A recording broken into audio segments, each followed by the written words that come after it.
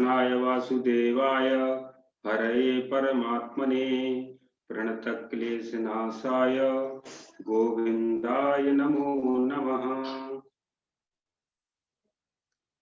आज की कक्षा में आप सब लोगों का बहुत बहुत स्वागत है। इसकी पिछली कक्षा में हम लोगों ने रसद ध्वनि को पढ़ा। रसद ध्वनि क्या होती है और भावत ध्वनि क्या होती है, भाव किसे कहते हैं। तो रसद ध्वनि और भावत ध्वनि को पढ़ा। अब इसकी बाद में आता है रसाभास और भावाभास इत्यादि। तो हम रसाभास और भावाभास को जानेंगे। पहले हमने रस को जान लिया कि रसध्वनि क्या होती है और भावध्वनि। तो अब उसका आभास मात्र होना, जिसकी हमें रस की अनुभूति होती थी, अब वो अनुभूति ना हो करके केवल मात्र उसका आभास होना। इसको आचार्य मम्मट रसाभास को परिभाषित करते हैं तदाभासा अनौचित्य प्रवर्तिता। तद से लेना है हमें रस और भाव। तदाभासा आचार्य मम्मट स्वयं व्याख्या करते हैं रसाभासा भावाभासाश्च। तो रसभाव, रसाभास और भावाभास, इनका मात्र आभास होना। वास्तविक में जो रस ना हो, आभास हो। और आभास को ये जब इसकी व्याख्या करी है तो जो आचार्य मम्मट का जो रसाभास और भावाभास का जो निरूपण है, ये निरूपण आचार्य मम्मट का ध्वन्यालोक की जो लोचन टीका है, अभिनव गुप्त पाद की जो लोचन टीका है, उनसे प्रभावित होता है। अर्थात उनसे प्रभावित होकर के ही आचार्य मम्मट ने इसका निरूपण किया। तो आचार्य अभिनव गुप्त पाद ने ध्वन्यालोक की लोचन टीका में भावाभास और रसाभास को परिभाषित किया है। इसको ऐसे परिभाषित किया है जैसे सुक्ति और रजत। जब हमें ज्ञान होता है, सुक्ति में रजत का हमें आभास होता है, वहां वो वास्तविक ज्ञान नहीं होता है, वहां वो मात्र आभास होता है। ऐसे ही जैसे रज्जू रस्सी है, रस्सी में सर्प का ज्ञान हो जाना, तो वास्तविक में वो सर्प नहीं है। क्योंकि जब यथार्थ ज्ञान का जो लक्षण है, यथार्थ ज्ञान जो होता है तदवती तत्प्रकार को अनुभवो यथार्था। तो जो जैसा है हम उसको वैसे ही जाने, तो वो होता है यथार्थ अनुभव। अगर जो जैसा नहीं है हम उसको वैसा समझ लें, अर्थात जो जैसे सर्प है, रस्सी है, रस्सी है, रस्सी को हम देखा तो कभी या तो पता कब चलता है, या तो एकदम प्रकाश हो, तो प्रकाश होगा तब हमें दिखा जाएगा कि ये रस्सी है, और या अंधेरा हो बिल्कुल तो हमें पता नहीं चलेगा कि रस्सी है, क्या है, कुछ दिखेगा ही नहीं। समस्या तो तब होती है, विडंबना तो तब हो जाती है जब हमें कुछ दिखाई पड़े लेकिन वो स्पष्ट रूप से पता न चले कि ये क्या है, लेकिन इतना तो पता चले कि कुछ ना कुछ तो है। तो जब बीच की स्थिति रहती है, ना अंधेरा रहता है ना प्रकाश रहता है, अर्थात जब मध्यम की स्थिति रहती है, उसी समय हमें ये समस्या होती है।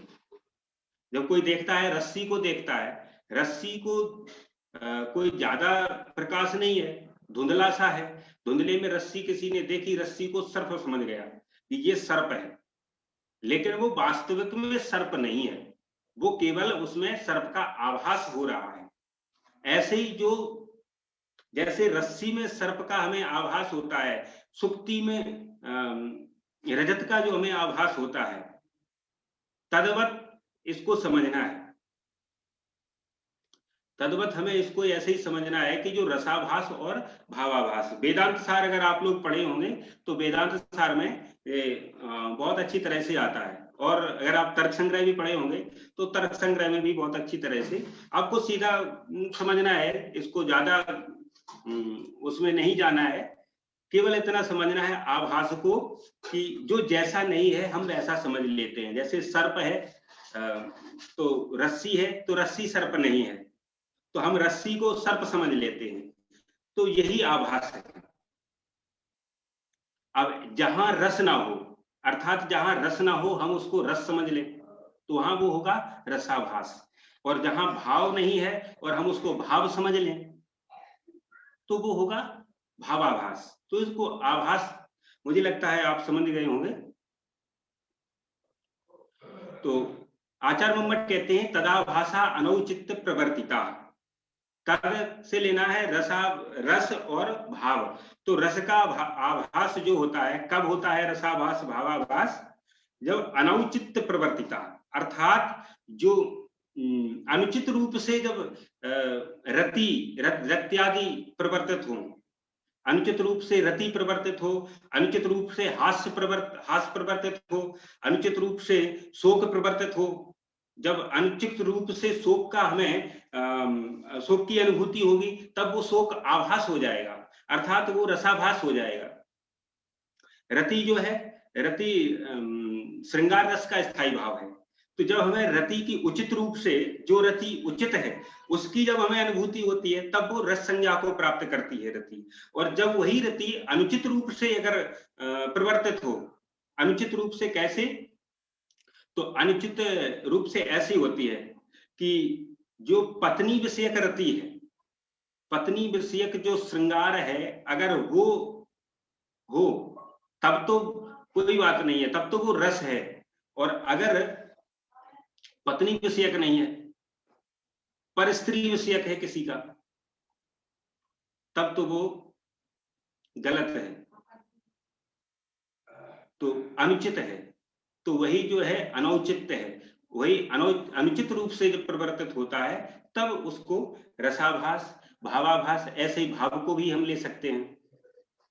अब आचार्य मम्मट जो उदाहरण प्रस्तुत करते हैं रसाभास का, हम इसको समझने के बाद समझ जाएंगे कि रसाभास कैसे होता है। तत्र रसाभासो यथा, आचार्य मम्मट कहते हैं स्तुमः कम वामाक्षी क्षणमपि विना यम न रमसे, बिलेभे कह प्राणान रणमख मुखे यम मृगयसे, सुलग्ने को जाता शशिमुखी यमा लिंगसी बलात्, तपः श्री कस्यैषा मदन नगरी ध्यायसी तू यम। कोई एक व्यक्ति है, तो व्यक्ति किसी नायिका को देखता है, उसको देख करके उसके वो व्यक्ति के अंदर रति भाव जागृत हो जाता है उसके प्रति। तो वो उससे कह रहा है, उसको देख करके कहता है कि हे सुंदरी, हे वामाक्षी, स्तुमः कम, मैं किसकी स्तुति करूं, मैं किसको पूजूं, किस को पूजूं, जो मुझे तुम प्राप्त हो जाओ। तुम्हें प्राप्त करने के लिए मुझे किस किस की स्तुति करना पड़ेगा,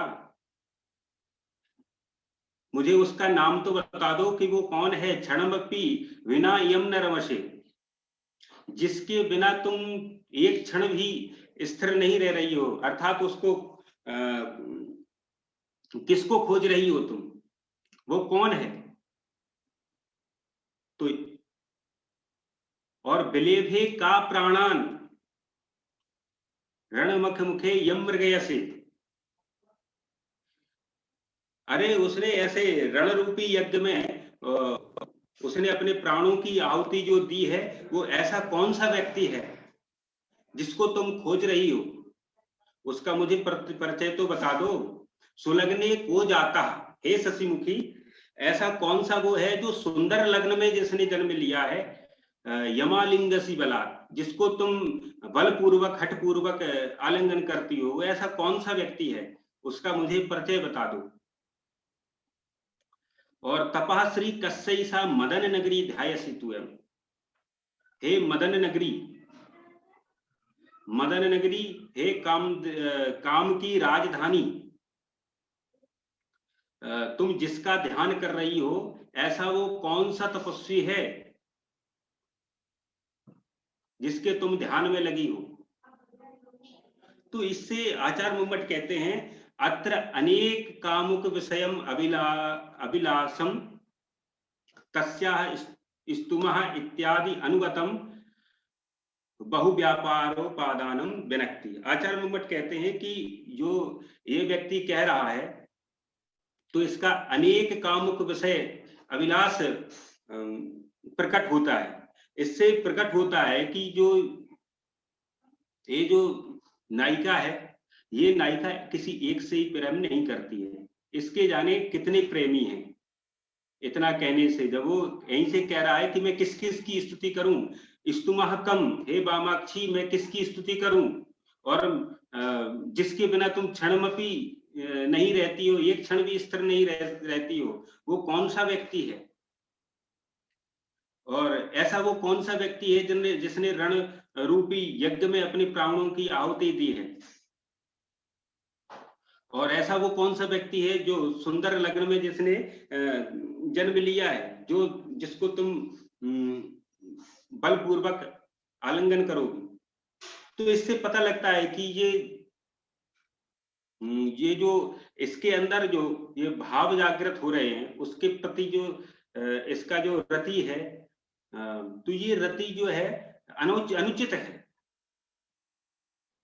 क्योंकि अनुचित रूप से शास्त्रों में जो बताया गया है, शास्त्रों में और भी हम शास्त्र देखते हैं, काम शास्त्र जब पढ़ते हैं तो काम शास्त्र में भी ऐसा आता है कि जब भी पहले किसी का जो रति दिखाई जाती है, किसी का प्रेम दिखाया जाता है, कभी भी आपने देखा होगा जब भी जो कोई हम सीरियल देखते हैं, नाटक देखते हैं, कोई भी हम पुराने भी नाटक देख लें, तो पुराने भी नाटक में सबसे पहले नायिका का प्रेम दर्शाया जाता है, अर्थात पुरुष का प्रेम सर्वप्रथम नाटक में नहीं दिखाया जाता है। काव्य में हमेशा नायिका का प्रेम दर्शाया जाता है, वही होता है।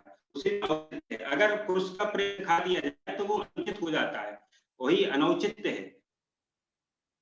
और ऐसा भी होता है कि जो पत्नी विषयक रति होती है तो वो तो उचित है, अगर परपत्नी विषयक रति दिखाई जाए तो वो अनुचित है। इसलिए केवल इसका आभास मात्र होता है। इसको आचार्य मम्मट और जो साहित्यकार जो हैं उसको रसाभास में गिनती करते हैं। तो ये जो है ये अनेक कामुक विषयक है, इसमें नायिका की तो कोई रति दिखाई नहीं गई है, नायिका के मन में कोई प्रेम उसके प्रति है भी कि नहीं है इसका कोई गारंटी नहीं है। तो वही जो व्यक्ति है वो अपनी रति को प्रकट कर रहा है, तो इससे पता लगता है कि जो वही व्यक्ति अपनी रति को प्रकट कर रहा है तो उसकी रति अनुचित है।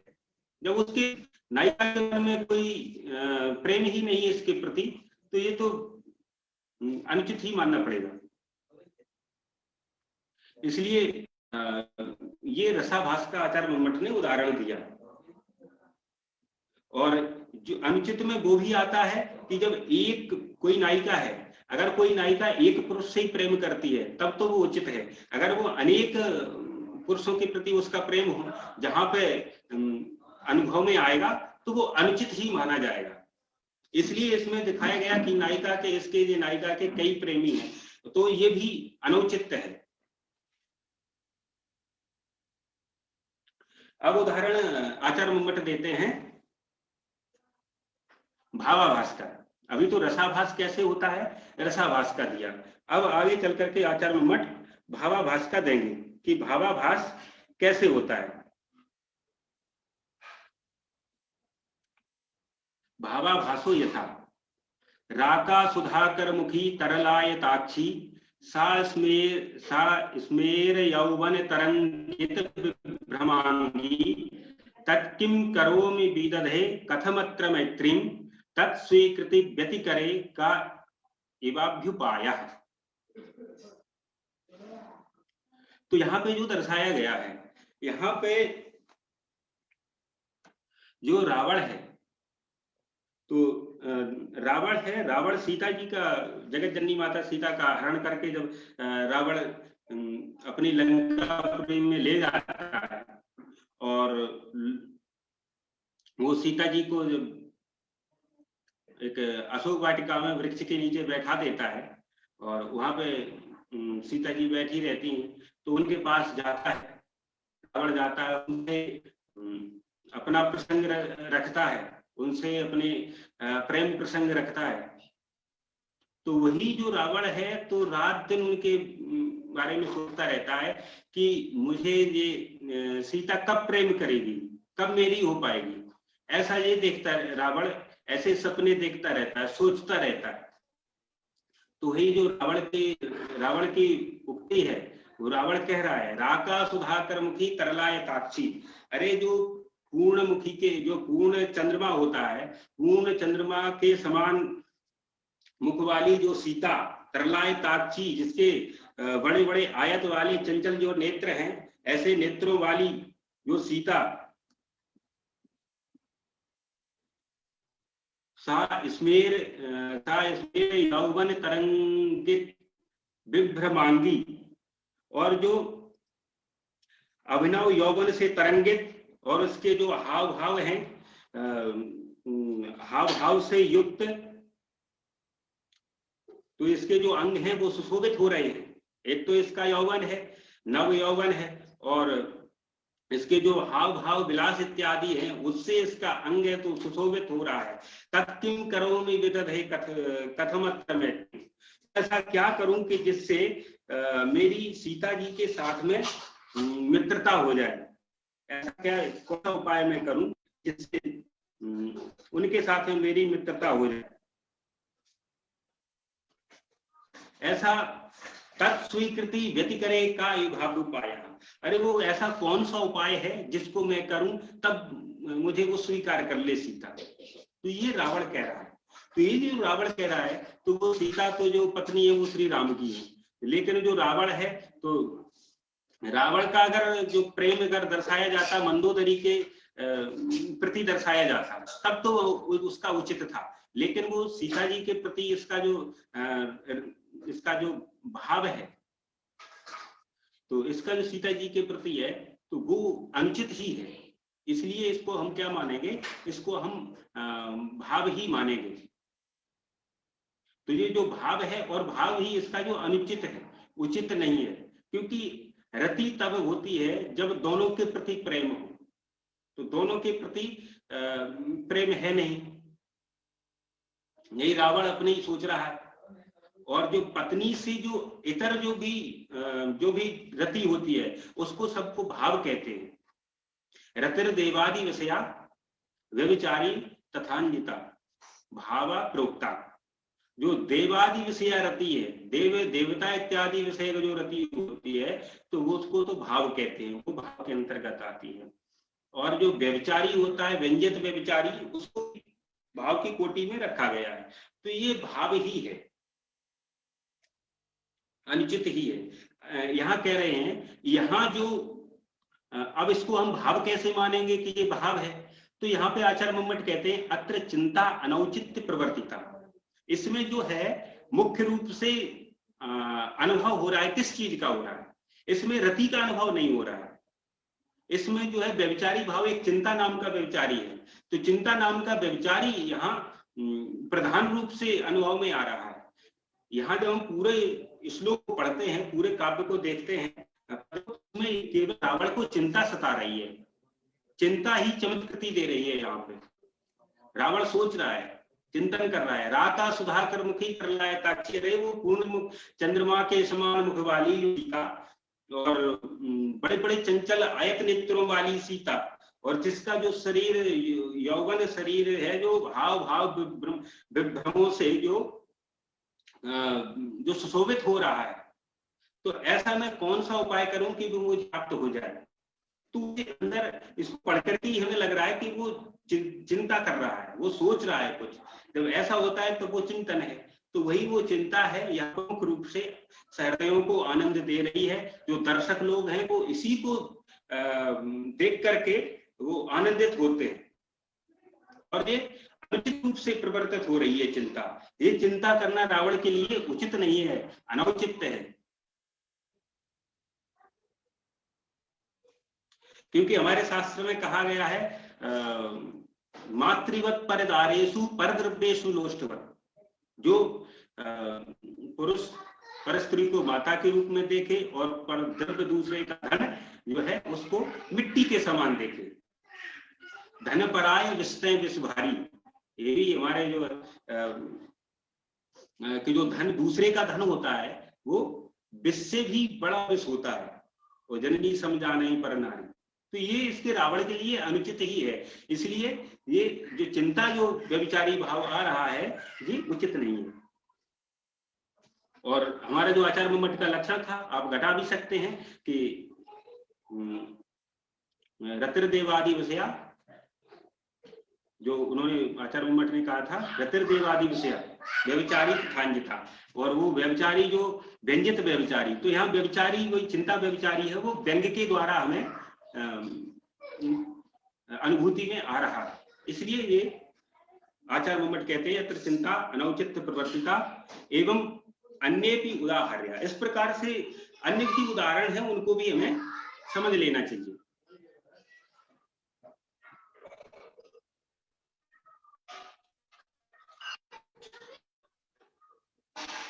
अब आगे जो है भाव शांति, भावोदय, भाव संधि और भाव सबलता,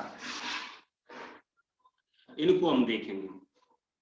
तो भाव शांति क्या है, भावोदय क्या है, भाव संधि क्या है, भाव सबलता क्या है, इसको आचार्य मम्मट कहते हैं भावस्य शांति हृदया संधि सबलता तथा। भावस्य शांति, भावस्य उदया, भाव का उदय। एक तो भाव जो व्यभिचारी भाव, उनकी क्या हो जाए, भाव से लेना है व्यभिचारी भावों को, उनका क्या हो जाए शांति।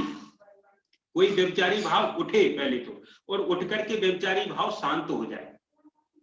जब उठ करके व्यभिचारी उदय हो करके व्यभिचारी भाव शांत हो जाए तो उसको कहते हैं भाव शांति। और जहां पर व्यभिचारी का उदय हो जाए और शांति ना हो तो वो है भावोदय। और भाव संधि, जहां दो भाव इकट्ठे आ जाएं, दो भाव एक ही पद में एक साथ दोनों भावों की अनुभूति होने लगे, अर्थात दोनों का सम्मिलन हो जाए, दोनों मिल जाएं दो भाव, तो वो भाव संधि कहलाती है।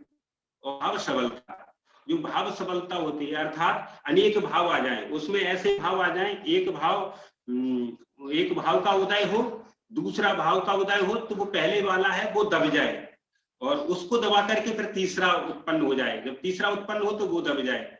इस प्रकार से जब एक को दबा करके दूसरा प्रकट होना भाव, तो वही जो है भाव सबलता, जहां पर भाव सावल्य हो। तो इस प्रकार से हम देखेंगे, क्रम से इनका उदाहरण देखेंगे, भाव संधि कैसे होती है। तो भाव संधि का हम उदाहरण देखेंगे कि भाव संधि कैसे, भाव शांति क्षमता। तस्याह सांद्र विलेपनस्तन तट प्रश्लेष मुद्रांकितम किं वक्षश्चरणानति व्यतिकर व्याजेन गोपायते इत्युक्ते क्वा तदित्युदीर्य सहसा तत्सं प्रमाष्टुं मया साश्लिष्टा रसभेन तत्सुख वसात् तन्व्या च तद्विस्मृतम्। तो ये जो है कोई एक नायक है और एक नायिका। तो एक जो नायक है वो अपने मित्र से कह रहा है, अपने मित्र से कह रहा है कि मित्र, इस बार तो मैं फंसी गया था। इसका क्या है कि इसके जो है जो इसकी नायिका रहती है तो वो नायिका से इतर से भी प्रेम करता है। मतलब इसमें जो इसका दो का, एक इसकी जो पत्नी रहती है उससे तो करता ही है, तो दूसरे से भी करता है। तो जब ये इसका क्या हुआ कि इसकी पत्नी को पता लग गया, इसकी जो पत्नी को पता लगा, जब ये पत्नी के पास गया तो ये क्या गया अपने के पास पहुंचता है और हाथ जोड़ करके झुक जाता है। तो इसकी जो वो नायिका है वो कहती है वो कहती है तस्या सांद्र विलेपनस्तन तटा सुश्लेष मुद्रांकितम। अरे मैं मुझे पता है कि तुम क्यों झुक रहे हो, मुझे क्यों नाटक कर रहे हो, क्योंकि उसके जो स्तन तट में जो घना हुआ जो चंदन लगा हुआ था उसको तुम आलिंगन किए तो तुम्हारे हृदय में लग गया, इसलिए तुम मुझे झुक रहे हो कि मैं देख ना पाऊं। लेकिन मुझे सब पता है कि तुम क्या नाटक कर रहे हो। किम बक्षश्चरणानति व्यतिकर व्याजेन गोपायते, उसको क्यों तुम छुपा रहे हो, क्यों तुम हमारे सामने झुक रहे हो। तो इत्युक्ते क्वा तदिति उदीर्य सहसा, तो वो कहता है कि मित्र फिर मैंने क्या किया, जब मेरी नायिका ने कहा तो मैंने तुरंत ही उठ करके खड़ा हो गया मैं, और खड़ा होकर के मैंने उसका आलिंगन कर लिया। वो कहने लगा कि कहाँ लगा है, बताओ कहाँ लगा है मेरे हृदय में। तो अब वो कैसे देख पाएगी। और जैसे ही वो कह रहा है कि मैंने सास निष्ठा रसवेन तत्सुख बसा, जैसे ही मैंने उसका आलिंगन किया तो आलिंगन करने से वो आलिंगन के सुख को अनुभव करने लगी। और जब तन्वया चदत विष्णुतम, और जब उसने देखा था कि वो परिनायिका के जो स्तन का जो उसके चंदन लग गया था आलिंगन से, तो वो उसको भूल ही गई। अर्थात जो वहां पे उस पे जो उसको कह रही थी, अर्थात उसको कोप कर रही थी, तो उसका जो है क्रोध कर रही थी नायक पे। अरे तुम वहां गए थे, मुझे पता है कि तुम क्यों मुझे मेरे सामने ये सब नाटक कर रहे हो, इसलिए कर रहे हो कि मुझे पता ना हो, मुझे सब पता है, क्यों झुक रहे हो कि मैं देख ना लूं। तो उसने चालाकी से उसका आलिंगन कर लिया, तो आलिंगन सुख में वो सारा सब कुछ जो क्रोध था वो सब भूल गई। तो वो कह रहा है आज तो मित्र में ऐसे ऐसे अपनी नायिका से बचा है। तो यहाँ पे आचार्य मम्मट कहते हैं अत्र कोपस्य, उस जो नायिका का उसका क्रोध था, तो उसका जो क्रोध था तो वो क्रोध नायिका कर रही है, क्रोध की उत्पत्ति होती है, अर्थात जो भाव है कोप, तो कोप भाव उत्पन्न होता है, उदय होता है, लेकिन जब वो उसका आलिंगन करता है तो वो शांत भी हो जाता है। तो यहाँ पे जो है भाव उठा, भाव का उदय हुआ, भाव की शांति हो गई, तो इसी को कहते हैं भाव शांति।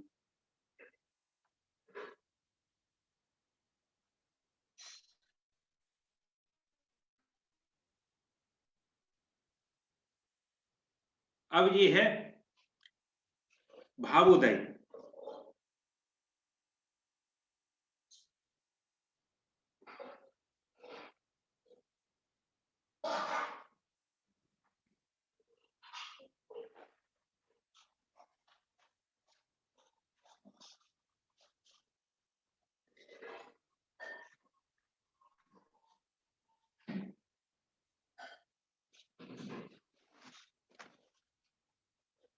ये आचार्य मम्मट अब जो है भावोदय का उदाहरण प्रस्तुत करते हैं। एकस्मिन् शयने विपक्ष रमणी नामग्रहे मुग्धया सद्योमान परिग्रह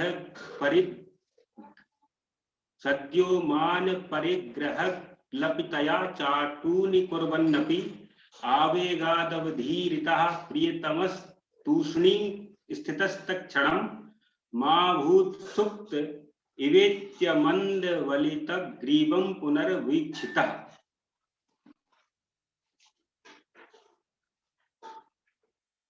तो यहाँ जो है आचार्य मम्मट भावोदय का, कि भावोदय कैसे भाव का उदय होता है।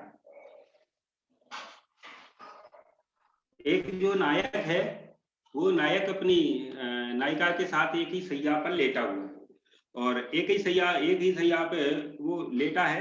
तो उसमें क्या होता है कि जो नायक है वो परिनायिका का, दूसरी नायिका जिसको वो परिनायिका है, अर्थात जो नायिका की जो सौत है उसका नाम लेता है। तो उसका नाम ले लेता है तो उसकी जो नायिका है तो तुरंत वो खिन्न हो जाती है, और उस नायिका को और नायक जो है उसको मनाने के लिए तमाम चाटुकारिता की खुशामद इत्यादि करता है। तो वो सोचता है कि इसको कैसे, इसको जो है नायिका क्रोध में है तो इसको मैं कैसे मनाऊं। तो इसको बार बार वो मनाने की